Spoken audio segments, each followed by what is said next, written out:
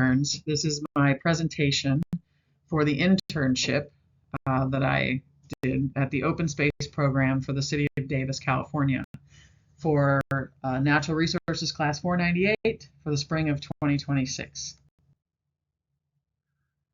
The City of Davis Open Space Program was established in 1990 for the protection of farmland and habitat areas in and around the community.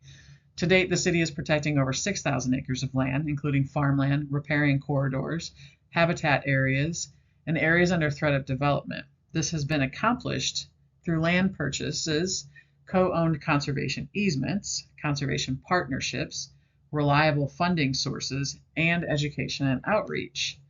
Chris Gardner is the City of Davis Open Space Manager and my mentor. The City of Davis Open Space Program has 5 main objectives. Number 1 is securing long-term protection of open space lands around Davis. Number 2 is long-term management and monitoring of open spaces that the city owns. Number 3 is promotion of public enjoyment of open space areas. They are, after all, those who are footing the bill. Number 4 is citizen engagement in the planning and management of open space areas. And finally, number 5 is achieving the above goals by creating and cultivating partnerships with other organizations such as Yolo and Solano counties.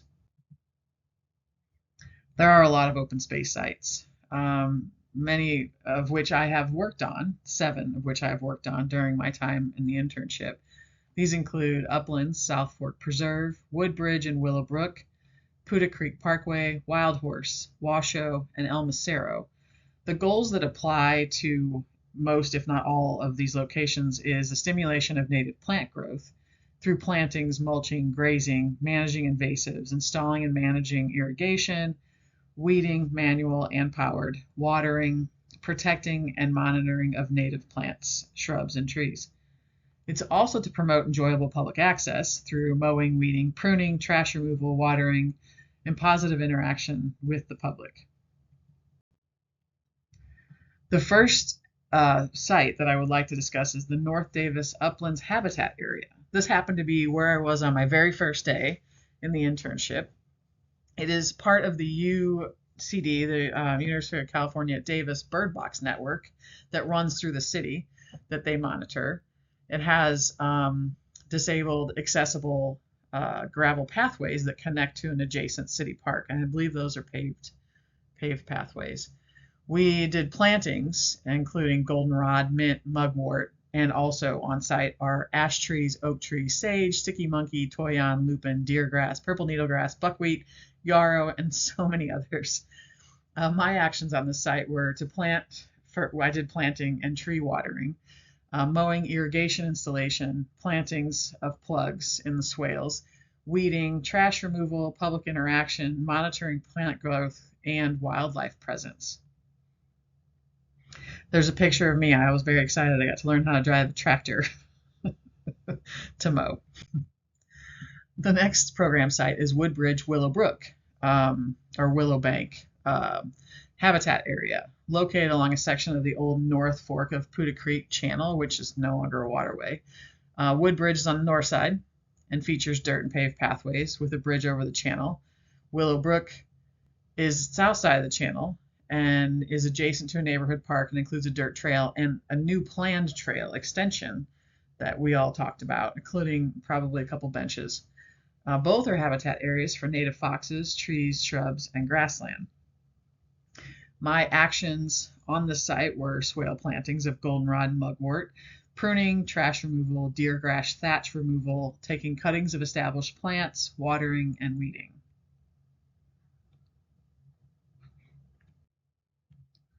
The next program site is the South Fork Preserve. It is the largest site that the City of Davis has in their open space program. It has 120 acres of riparian habitat along the South Fork of Puda Creek, also upland and oak savanna grasslands habitat. There are accessible gravel and dirt trails throughout, interpretive signage, benches, along with a large scenic overlook at the creek.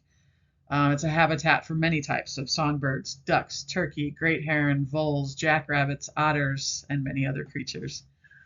My actions at this site were weeding, mulching, pruning, trash removal, taking cuttings of established plants, and the last thing we did was sweep the ground for nests, or we swept the field that's getting prescribed burn for ground nests. And if you look over here, there's some beautiful pictures of the blue heron and another great heron. Also, we got to ride the four-wheeler that day. The next site is the Poudre Creek Parkway. This is the old North Fork of Poudre Creek that is currently the UC Davis Arboretum Waterway and the Poudre Creek Parkway. It has paved trail lined with benches, native plants, trees, and shrubs. A notable plant is the California pipevine. Plant is monitored here. This is the only host plant for the California pipevine swallowtail butterfly. My actions on the site were locating and mapping the pipevine, mulching, pruning, weeding, trash removal, prep for grazing, which includes locating the pipevine. I also led a public group through a Tree Davis volunteer day for weeding at pipevine locations and mulching young trees. The next one, I consolidated the last three for sake of time and all of that space, but these include the Wild Horse Agricultural Buffer, the El Macero Agricultural Buffer, and the Washoe Habitat Node. The habitat spaces adjacent to neighborhoods. These are all habitat spaces adjacent to neighborhoods. They include native plants and trees. We encourage the growth of those through weeding, mowing, grazing, watering. They have gravel paths and signage and benches available at Wild Horse and El Macero. And my actions are weeding, watering, irrigation, grazing, planting, pruning, and trash removal. If you look at the pictures, you'll see that we're currently grazing. The top picture, or was, I don't know if they're still out there, Wild Horse Ag Buffer is getting grazed by sheep.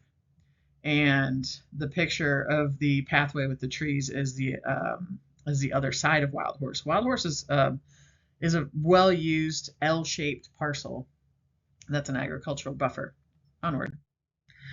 My personal learning goals at the beginning of this class were to advance learning in ecological restoration management, to gain knowledge of and the ability to identify plants, grasses, and trees, and to make contacts and experience the different entities working together. So interestingly, the pictures on this, we found a beehive, a couple of, there's nothing in the beehive. There's an empty beehive on the back of this. I think it's an oak, might be walnut. But anyway, it was pretty cool and something that's a little bit different. My takeaways from this experience, from the internship, is I met really cool people like April and Bjorn in the picture here that I worked with closely every day that I was at the internship. I also met Kate, the Uplands bird monitor, when I first started, Robert and Gail with the Poudre Creek folks, the volunteer folks, what I did on one Saturday. John McNerney, the Davis wildlife biologist, when we looked for ground nests at the preserve, he was there. And Christian, the main sheep and goat guy, and his cute dogs at Wild Horse. And I spoke with Mike with the city of Davis. I think he's a mechanic with the city of Davis many times. And there are many others that I met throughout those few months. Other takeaways, learning takeaways. I learned so much about invasive and native plants, shrubs, and trees from observing, asking about, Googling, and through Chris Gardner's regular teaching moments.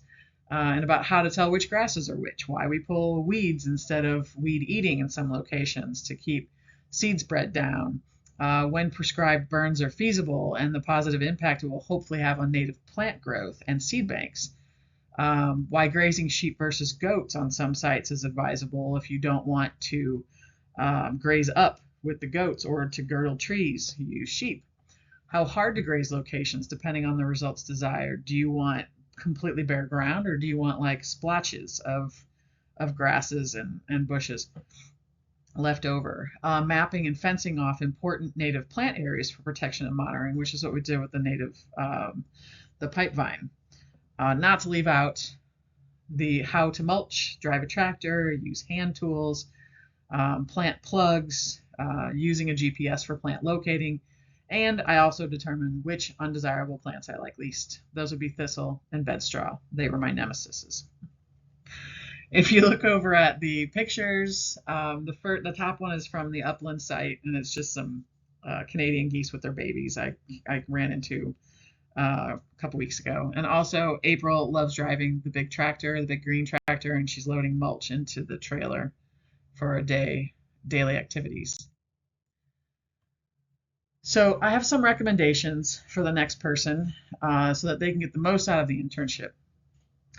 Maybe these are things I wish I had spent more effort on. Spend a lot of time learning plants on each site and asking questions. Find out what the future ideas are for each site, what has been done or tried, and what the options might be for the future of that site. But otherwise, it was a fantastic experience, and that was in no small part because of Chris Gardner. He put a lot of effort into making sure that I had a well-rounded experience on the days that I was out there. He has a great open space program, and I have no doubt he will have much success with restoring and managing the sites for years to come. Thank you for listening.